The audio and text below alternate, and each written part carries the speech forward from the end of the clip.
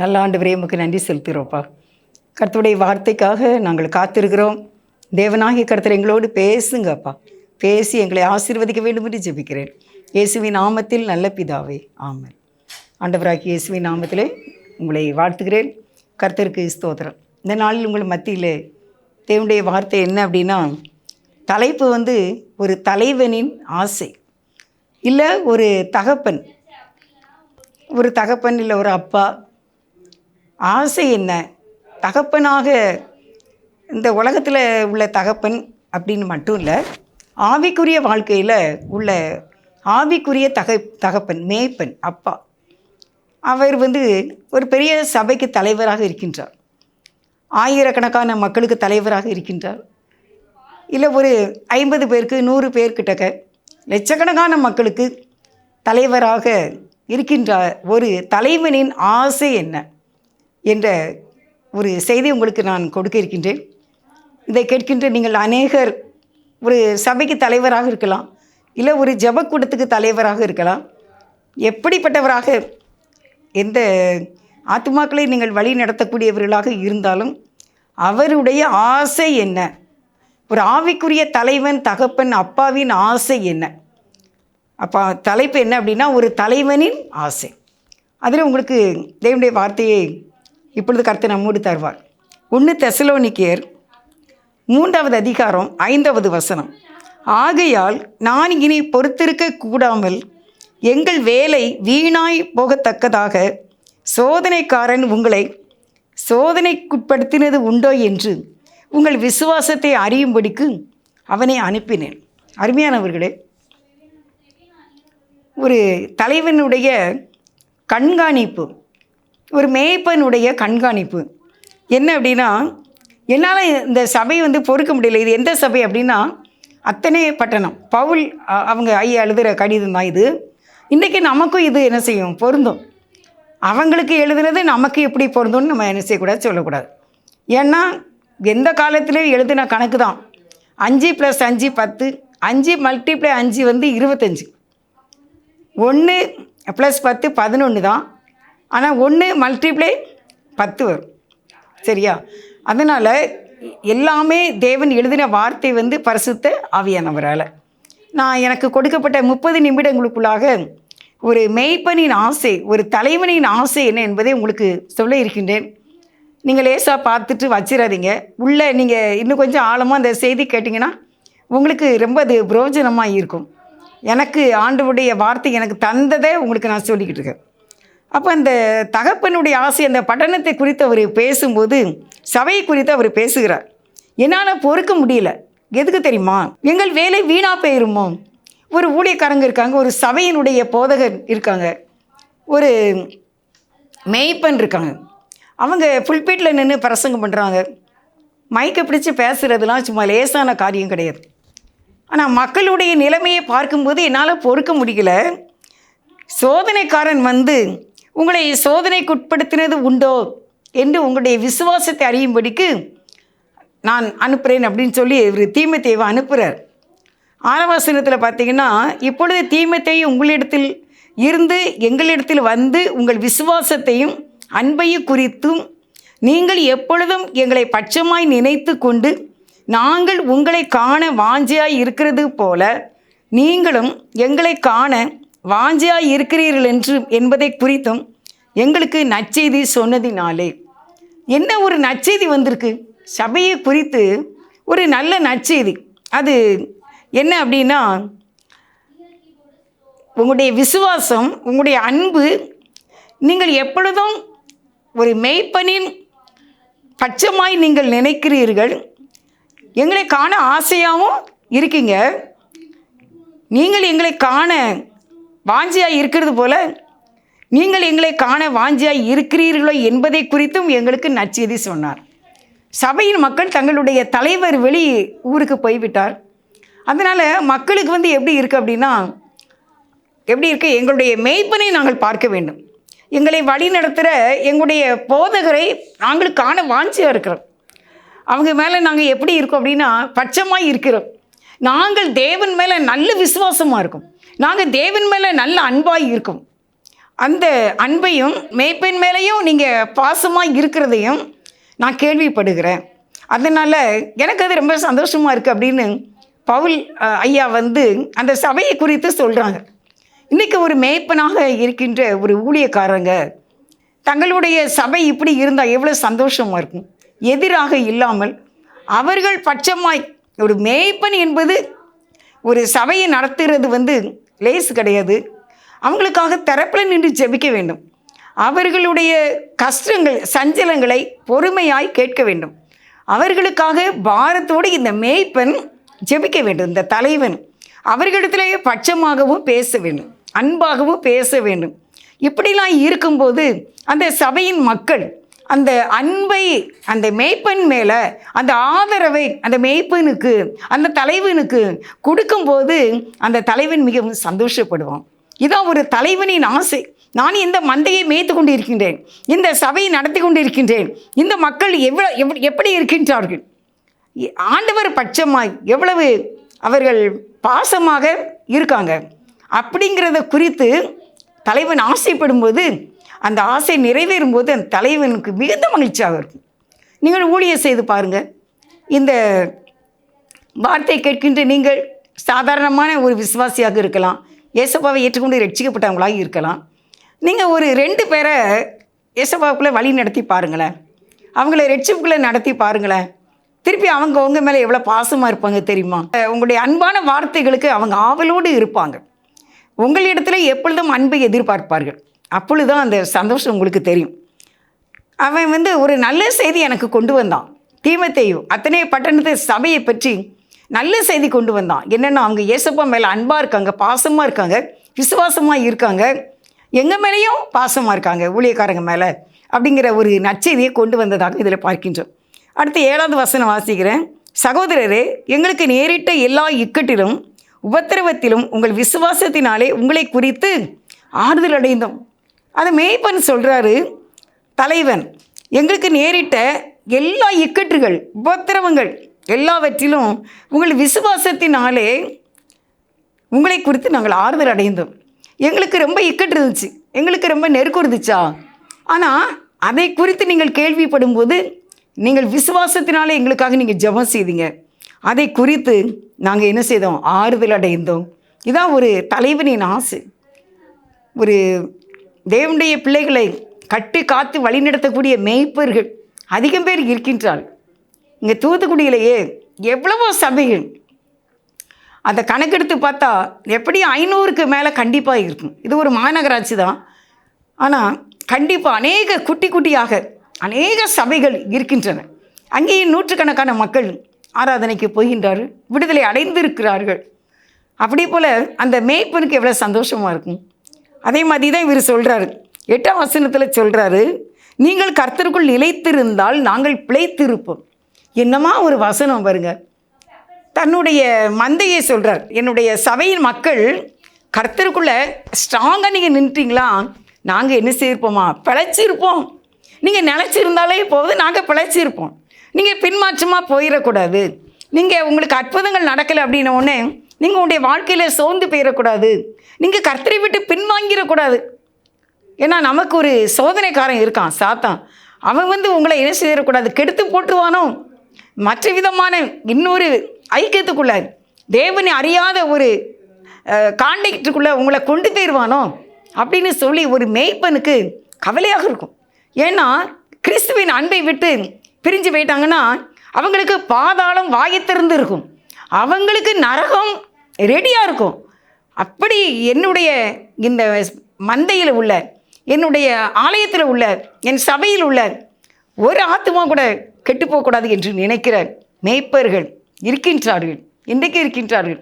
அதை தான் பவுல் சொல்கிறார். அப்படி பெயருமோ, அதனால் நீங்கள் வந்து கிறிஸ்துக்குள்ளே நிலச்சிருந்தா போதும், நாங்கள் பிழைச்சிருப்போம்.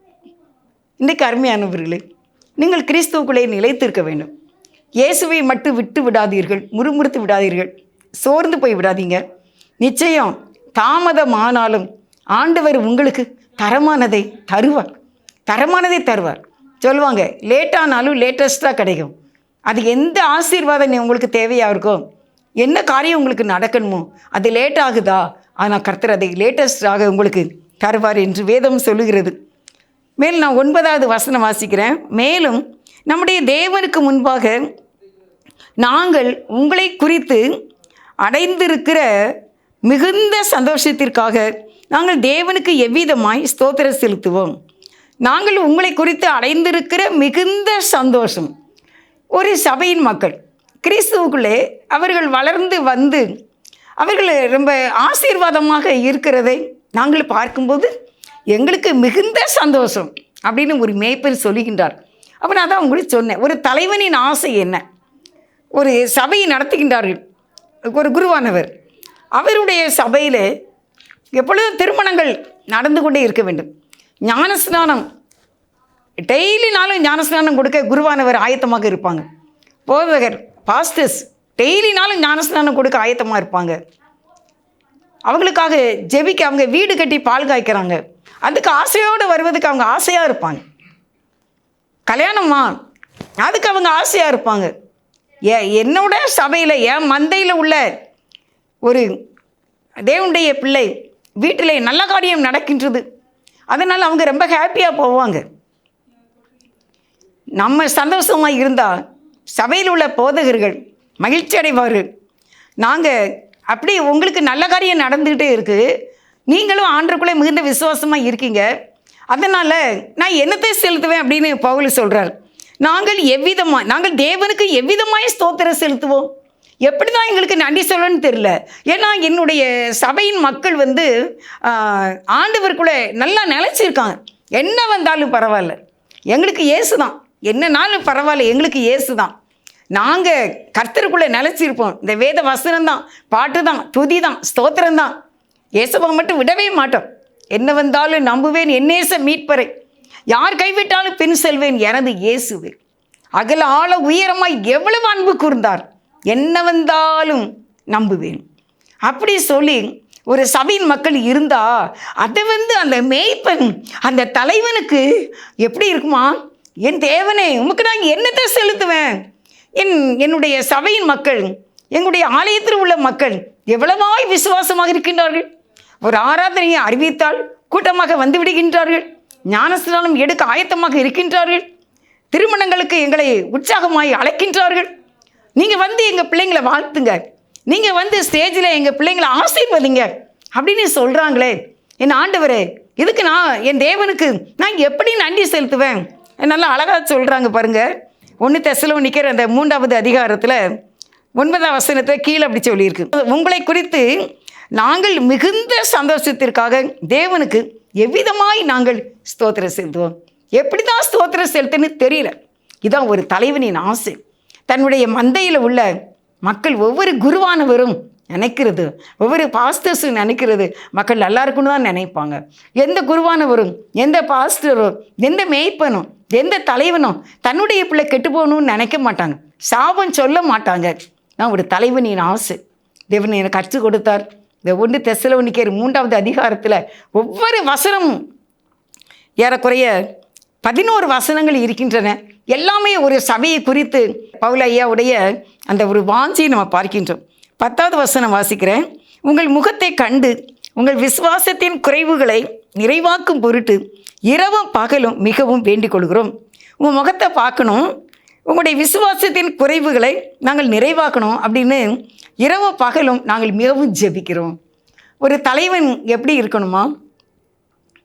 இரவும் பகலும் தன்னுடைய மந்தைக்காக, தொழுவத்தில் உள்ள ஆடுகளுக்காக, அங்கே ஓனாய் அந்த ஆடுகளை பீறி கொண்டு போய்விடக்கூடாது.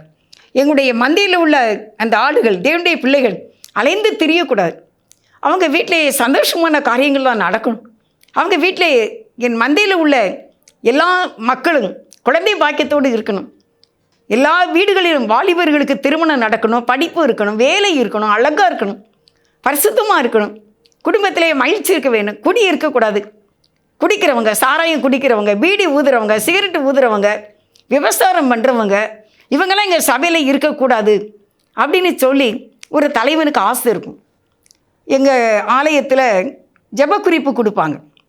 ஒரு சர்வீஸில், ஒரே ஒரு சர்வீஸில், மாதத்தில் ஒரு சர்வீஸில் மட்டும் ப்ரேயர் பாயிண்ட் கொடுத்து நாங்கள் ப்ரேயர் பண்ணணும். அப்போ திருச்சபையின் மக்களுக்காக ஒரு குறிப்பு கொடுக்கப்படும். அந்த குறிப்பில் என்ன பண்ணுவாங்க அப்படின்னா, எங்கள் சபையின் மக்கள் கடன் பாரத்தோடு இருக்கக்கூடாது, எங்கள் சபையிலே நோயற்றவர்கள் இருக்கக்கூடாது, எங்களுடைய சபையிலே நல்ல படித்தவர்கள் இருக்க வேண்டும், என எங்களுடைய சபையில் சேனாதிபதிகள் வர வேண்டும், ஜனாதிபதியாக வேண்டும், பிரதமராக வேண்டும், என ஃப்ளைட் ஓட்டுநராக இருக்க வேண்டும், கப்பல் கேப்டனாக இருக்க வேண்டும், ஜட்ஜுகள் இருக்க வேண்டும், என்ன அப்படிலாம் சொல்லி ஆசிரியர்கள் இருக்க வேண்டும், ப்ரொஃபஸர் இருக்க வேண்டும், டாக்டர்ஸ் இருக்க வேண்டும், இப்படிலாம் சொல்லி தான் ப்ரேயர் பண்ணுவாங்க. பெரிய அதிகாரிகளாக இருக்கணும், க்ரீன் சைன் போடக்கூடியவங்க எங்களுடைய சபையில் இருக்கணும், தீர்க்க ஆயுசு உள்ளவங்க எங்கள் சபையில் இருக்கணும், வாரத்தில் நிறைய நாட்கள் திருமணங்கள் நடக்கணும் அப்படின்னு சொல்லி நாங்கள் ஒரு குறிப்பு கொடுப்பாங்க எங்கள் குருவானவர். அதுக்காக நாங்கள் ப்ரேயர் பண்ணுவோம். தேசத்துக்காக ப்ரேயர் பண்ணுவோம். வேறு எங்கே தேசத்துக்காக ப்ரேயர் பண்ணுறாங்க? தேவனுடைய ஆலயத்தில் தான், ஏசப்பா நாம தரிக்கப்பட்ட இடத்துல மட்டும்தான் தேசத்துக்கு ஜெபம் நடக்கு. பாவங்களுக்கு விரோதமாய் போராடுகிற ஒவ்வொருவரை காப்பாற்ற திருச்சபையிலே தான் ஜெபம் நடக்கிறது, சபைகளிலே தான் ஜெபம் நடக்கிறது. வேண்டிக் கொள்கிறோம், மிகவும் வேண்டிக் கொள்கிறோம். வேறு எங்கே உங்களுக்கு வேண்டிக் கொள்வாங்க? இயேசு கிறிஸ்துவின் நாம தரிக்கப்பட்ட ஆலயத்தை தவிர, சபைகளை தவிர தேசத்திலே சேதமில்லாத மழை இருக்க வேண்டும், ஜெயிலில் ஒருத்தர் கூட இருக்கக்கூடாது, ஜிஹெச் மற்ற ஆஸ்பத்திரிகளிலே நோயாளிகள் இருக்கக்கூடாது. குழந்தை பெறுவதற்கு மட்டும்தான் ஆஸ்பத்திரிக்கு போகணும். நான் அப்படி நினைப்பேன். ஆஸ்பத்திரிக்குன்னு எதுக்கு போகணும்? குழந்தை பிறந்திருக்கு, நம்ம சொந்தக்காரங்களுக்கு, நம்ம பிள்ளைகளுக்கு குழந்தை பிறந்திருக்கு, பார்க்க போகலாமா? அது ஹாப்பியாக போகலாம், கிராண்டாக ட்ரெஸ் பண்ணிட்டு போகலாம். ஆனால் ஒரு நோயாளியை பார்க்குறதுக்கு எப்படி போவோம்? துக்கமுகத்தோடு போவோம். என்ன செய்தோ, ஏது செய்தோ, பாவமே அப்படின்னு சொல்லிட்டு தானே போவோம். அதனால் நோயாளிகள் இருக்கக்கூடாது, எல்லா ஆஸ்பத்திரி எம்டியாக இருக்கணும், ஜிஹெச்சில் ஆளே இருக்கக்கூடாது, நோயாளி குழந்தை பிறக்க மட்டும்தான் அங்கே இருக்கணும் அப்படின்லாம் சொல்லி எங்கள் சர்ச்சில் ப்ரேயர் பண்ணுவாங்க. கடனே இருக்கக்கூடாது ஆண்டவரே, கைகளின் பிரயாசங்கள் ஆசீர்வதிங்க. எங்கள் குருவானவர் உப்பளங்களுக்காக ரொம்ப ஜெபம் பண்ணுவாங்க, கம்பெனிகளுக்காக ஜெபம் பண்ணுவாங்க, அரிசி கடைகளுக்காக ஜெபம் பண்ணுவாங்க, குறிப்பு கொடுப்பாங்க ப்ரேயர் பாயிண்ட்டு. ரொம்ப ஆவலாக இருக்கும் அந்த ப்ரேயர் பாயிண்ட்டுக்கு. மைக்கு கையில் வச்சு எல்லோரும் ப்ரேயர் பண்ணணும். அல்லேலூயா. இதான் ஒரு மேய்ப்பனின் ஆசை, இதான் ஒரு மந்தையின் தலைவனின் ஆசை. ஒரு அப்பா சபையின் மக்களுக்கு தகப்பனை போல இருக்கிற அவங்களுடைய ஆசை இதுதான். இதை உங்களுக்கு நான் சொல்லி கொண்டு இருக்கின்றேன் அருமையானவர்களை. அடுத்து நீங்கள் அதனால் நாங்கள் எவ்விதமாய் உங்களுக்கு ஸ்தோத்திரம் செலுத்துவோம். நாங்கள் இரவும் பகலும் உங்களுக்காக வேண்டிக் கொள்கிறோம். அப்போ ஒரு தலைவனுடைய பாரம் என்ன? என் சபை நல்லா இருக்கணும், என்னுடைய திருச்சபை வளர்ந்து பெருக வேண்டும் என்று சொல்லி இரவு பகல் வேண்டிக் கொள்வார்களாம். 11 வாசிக்கிறேன். நம்முடைய பிதாவாகிய தேவனும் நம்முடைய கர்த்தராகிய இயேசு கிறிஸ்துவும் உங்களிடத்திற்கு எங்களை நேராக வழி நடத்துவாராக. அதாவது தேவன் எங்களை வழி நடத்தணும், உங்களுக்கு நேராக, இல்லை குறுக்க நெடுக்கலாம் கிடையாது. எந்த ஒரு தீய எண்ணத்தோடு இல்லை, பரிசுத்தமான எண்ணங்களோடு தேவனுடைய நாமத்தின் நிமித்தம் உங்களை நாங்கள் நேராக வழி நடத்த வேண்டும். நம்முடைய பிதாவாகிய தேவனும் நம்முடைய கர்த்தராகிய இயேசு கிறிஸ்துவும் உங்களிடத்திற்கு எங்களை நேராக வழி நடத்துவாராக. நாங்கள் வேறு எந்த குறுக்கு வழியிலும் உங்கள்கிட்ட வரல, நாங்கள் இந்த சத்திய வசனத்தின்படி நேராகவே நாங்கள் உங்களிடத்திலே வருகிறோம் அப்படின்னு சொல்கிறார். அடுத்து 12ஆம் வசனத்தை வாசிக்கிறேன். 1 தெசலோனிக்கேயர் 3:12. நாங்கள் உங்களிடத்தில் வைத்திருக்கிற அன்புக்கு ஒப்பாய் நீங்களும் ஒருவரிடத்தில் ஒருவர் வைக்கும் அன்பிலும் மற்றெல்லா மனுஷரிடத்தில் வைக்கும் அன்பிலும் கர்த்தர் உங்களை பெருகவும் நிலைத்தோங்கவும் செய்து. இது ரொம்ப அருமையாக இருக்குது பாருங்கள். எப்படிப்பட்ட ஒரு கருகலான சத்தியம் இது. ஒரு பைபிள் ஸ்டடி மாதிரி தான். நீங்கள் 30 நிமிடம் தான், நீங்கள் கொஞ்சம் நிதானமாக அருமையாக நீங்கள் கேட்டிங்கன்னா உங்களுக்கு ரிலீஃப் உண்டாகும். உங்களுக்கு பாடம் கர்த்தர் கற்றுக் கொடுக்கின்றார். இந்த பாடத்தை நீங்கள் மிகவும் அமைதியாக இந்த செய்தி நீங்கள் கேட்க வேண்டும். உங்களிடத்தில் நாங்கள் வைத்திருக்கிற அன்புக்கு ஒப்பாய் நீங்களும் ஒருவரிடத்தில் ஒருவர் வைக்கும் அன்பிலும். நீங்கள் ஆலயத்தில் இருக்கிற விசுவாசிகள் ஒருவருக்கு ஒருவர் அன்பாக இருக்கணும். மற்ற எல்லாரிடத்திலும் நீங்கள் எப்படி இருக்கணும்? அன்பாக இருக்கணும். சபைக்கு வரல, சர்ச்சுக்கு வரல, அதனால் இவங்க நமக்கு வேண்டாம் அப்படின்னு நினைக்கக்கூடாதாமா. அவர்களிடத்திலும் நாம் எப்படி இருக்க வேண்டும்? அன்பாக இருக்க வேண்டும். அந்த அன்பில் கர்த்தர் உங்களை பெருகவும் நிலைத்தோங்கவும் செய்ய வேண்டும். பவுலுடைய சொல்கிற இந்த காரியத்தில் என்ன அப்படின்னா, எல்லாமே சரியான ஸ்டேட்மெண்ட் கொடுக்காரு. சரியானபடி நிலைத்தோங்க செய்கிறது. ஒரு எலக்ட்ரிசிட்டி போஸ்ட் நீங்கள் நட்டும்போது பார்த்துருக்கீங்களா? என்ன ஆழமாக தோண்டி நட்டுவாங்க தெரியுமா? எவ்வளோ பெரிய ஆழம், ஆண்டு கணக்காக அந்த போஸ்ட் அதில் நிற்குது. எவ்வளவு கரண்டு அந்த போஸ்டில் அட்டன் பண்ணும். எங்கள் காம்பவுண்டுக்குள்ளேயே 20 வீடுகளுக்கு மேலாக இருக்குது, அப்பார்ட்மெண்ட்லாம் இருக்குது. எல்லா வீட்டுக்கும் வயர் என்ன செய்யும், அதில் இருந்து அப்படியே கொத்தாக போகும். ஏத்தாக்கில் ஒரு காம்பவுண்ட் இருக்குது, அங்கேயும் 10 வீடுகளுக்கு மேலாக அப்படியே சுற்றி பார்த்தீங்கன்னா ஒரே ஒரு போஸ்ட்டில் இவ்வளோ வயிறு கொத்தாக கிடக்கும் பார்த்துக்கோங்க. அதில் இருந்து அநேக வீடுகளுக்கு தனித்தனியாக இந்த வயிறு போய் ஜாயிண்ட் ஆகி அங்கே வெளிச்சத்தை கொடுக்கின்ற. அப்படி போல நீங்களும் நிலைத்திருக்க வேண்டும். நீங்களும் அப்படி அநேகருக்கு கரண்டை அள்ளி கொடுக்கிற, வெளிச்சத்தை அள்ளி கொடுத்து அந்த வீட்டை சந்தோஷப்படுத்துகிறவர்களாக நீங்கள் இருக்க வேண்டும் அப்படின்னு சொல்லிட்டு பவுல் ஐயா இந்த வசனத்தை எழுதியிருக்காங்க. இன்னைக்கு நான் அப்படி இருக்கணும், நீங்கள் அப்படி இருக்கணும். நீங்கள் அநேக காரியங்களை ஏற்றுக்கொண்டு நீங்கள் உங்களிடத்தில் இருக்கிற அந்த கர்த்தராகிய இயேசு கிறிஸ்துவின் வெளிச்சத்தை வீடுகளுக்கு அள்ளி கொடுக்க வேண்டும். நீங்கள் நிலைத்தோங்க செய்ய வேண்டும். இதுதான் ஒரு மேய்ப்பனின் ஆசை. நான் ஒரு ப்ரேயர் மீட்டிங் நடத்துகிறேன். ஒரு 50 பெண்கள் அங்கே வராங்க. இந்த 50 பெண்களும் ஆசீர்வாதமாக இருக்கணும் தான் என்னுடைய ஆசையாக இருக்கும், தெரியுமா? அவங்க நல்லா இருக்கணும், அவங்க வீட்டில் சந்தோஷமாக இருக்கணும். இன்றைக்கி காலையில் எனக்கு ஒரு ஃபோன் வந்தது. என்னம்மா அப்படின்னு கேட்டேன். என் மக ஏஜ் அட்டன் பண்ணிக்கிட்டா அப்படின்னு ரொம்ப சந்தோஷம். நான் கடந்த நாள் அங்கே பேசிகிட்டு இருந்தோம், இந்த பொண்ணு இன்னும் ஏஜுக்காகலையே அப்படின்ட்டு. ஆனால் கர்த்தர் இன்றைக்கே அந்த நல்ல செய்தி எங்களுக்கு தந்தார். அப்போ நமக்கு எப்படி இருக்கும்? நம்ம ப்ரேயர் மீட்டிங் வர்றா, இப்போ பொண்ணு இவளுடைய மகள் இன்றைக்கு ஏஜ் அட்டன் பண்ணியிருக்கா, எவ்வளோ ஹாப்பியாக இருக்கும் தெரியுமா? சந்தோஷம். ஏனென்றால் ஆதியாகமம் 49வது அதிகாரம் 25ஆம் வசனம், கர்ப்பங்களுக்கு ஸ்தனங்களுக்குரிய ஆசீர்வாதத்தினால் அவர் உங்களை ஆசீர்வதிப்பார் என்று வேதம் சொல்லுகிறது. அப்போ கர்ப்பங்களுக்குரிய ஆசீர்வாதம் ஆண்டவரே சொல்லியிருக்காரு, தீர்க்க தரிசனம். அது இன்றைக்கு இந்த குடும்பத்தில் நிறைவேறிட்டும் போது எனக்கு எவ்வளோ சந்தோஷமாக இருக்கும். அதே போல் அருமையானவர்களே, இன்றைக்கி ஒரு தலைவனின் ஆசை அதுதான். நீங்கள் அந்த சபையில், திருச்சபையில் இருக்கின்ற நீங்கள் உங்களுடைய மேய்ப்பனுக்காக ஜெபம் பண்ண வேண்டும். அவர்கள் உங்களை ஆசீர்வதிக்க நினைக்கின்றார்கள். நீங்கள் பெருக வேண்டும், உங்களுடைய குடும்பங்கள் பெருக வேண்டும், மல்டிப்ளை ஆகிட்டே இருக்கணும், பெருகிக்கொண்டே இருக்க வேண்டும். அதான் ஹாப்பியாக இருக்கும் தலைவனின் ஆசை. அடுத்து கடைசியாக 13ஆம் வசனத்தை சொல்லி முடிக்கிறேன். இவ்விதமாய் நம்முடைய கர்த்தராகிய இயேசு கிறிஸ்து தமது பரிசுத்தவான்கள் அனைவரோடு கூட வரும்போது நீங்கள் நம்முடைய பிதாவாகிய தேவனுக்கு முன்பாக பிழையற்ற பரிசுத்தம் உள்ளவர்களாய் இருக்கும்படி உங்கள் இருதயங்களை ஸ்திரப்படுத்துவாராக. என்னமா இருக்குது பாருங்கள். எப்படியா இவ்விதமாய் நீங்கள் 1 தெசலோனிக்கர் 3ஆம் அதிகாரம் 1 இருந்து 13 வரைக்கும் நீங்கள் வாசித்து பாருங்கள். அமைதியாக உட்காந்து பாருங்கள், ஒன்றும் பிரச்சனை இல்லை. இவ்வளோ நேரங்கள் இருக்குது. நீங்கள் ஒன்றா வாசித்து பார்த்தீங்கன்னா ரொம்ப உங்களுக்கு ஆசீர்வாதமாக இருக்கும். நீங்கள் வாசிக்கும் போதே உங்களுக்கு ரிலீஃப் ஆயிரும். இப்போ இவர் என்ன சொல்கிறாரு? இயேசு கிறிஸ்து, நம்முடைய கர்த்தரா இயேசு கிறிஸ்து பரிசுத்தவான்கள் அனைவரோடு ரகசிய வருகையில் வரும்போது நீங்கள் நம்முடைய பிதாவாகிய தேவனுக்கு முன்பாக அந்த முதலாம் உயிர்த்தெழுதல் ரகசிய வருகையில் கிறிஸ்து வருவார். அப்படியே வரும்போது நாம் அவரை எதிர்கொண்டு போய் நிற்கும்போது எப்படி இருக்கணுமா? தேவனுக்கு, நம்முடைய பிதாவாகிய தேவனுக்கு முன்பாக பிழையற்றவர்களும், அதாவது குற்றம் இல்லாதவர்கள், குறையில்லாதவர்களும் பரிசுத்தம் உள்ளவர்களாய் இருக்கும்படி உங்கள் இருதயங்களை ஸ்திரப்படுத்துவாராக. அல்லேலூயா, அல்லேலூயா. உங்கள் இருதயத்தில் எந்த துக்கமும் இருக்கக்கூடாது, இந்த இருதயத்தில் எந்த பாரமும் இருக்கக்கூடாது. உங்கள் இருதயம் மாசிட்டதாக இருக்கணும், உங்கள் இருதயம் பரிசுத்தமாக இருக்கணுமா? யார் மேலேயும் உங்களுக்கு எந்த கேஸும் இருக்கக்கூடாது, யார் மேலேயும் உங்களுக்கு வைராக்கியம் இருக்கக்கூடாது.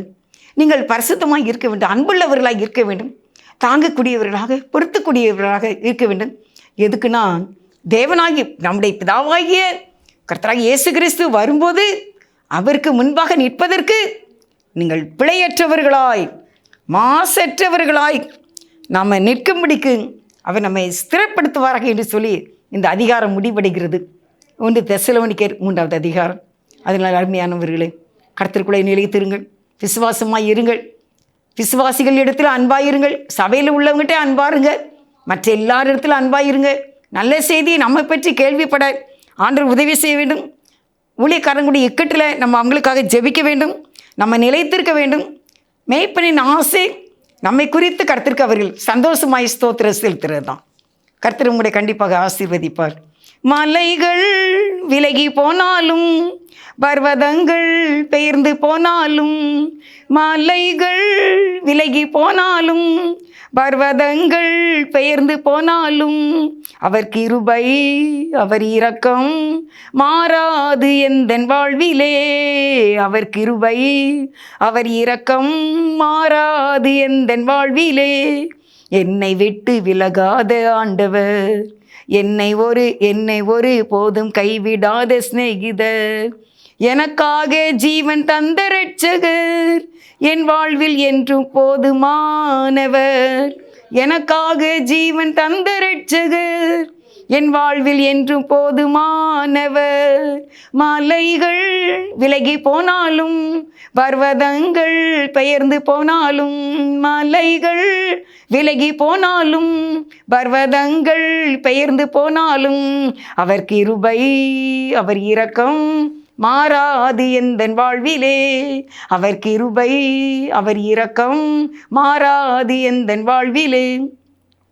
நம்முடைய மேய்ப்பன், நம்முடைய தலைவனின் ஆசை, மந்தையில் உள்ள நாம் தான் அவர்களை சந்தோஷப்படுத்த வேண்டும். அவர்கள் ஆசையை பூர்த்தி செய்ய தேவன் நமக்கு உதவி செய்வார். நேசிக்கிற நல்ல பிதாவே, உடைய வார்த்தைகளுக்காய் நன்றி. உங்களை ஆசீர்வதிங்க.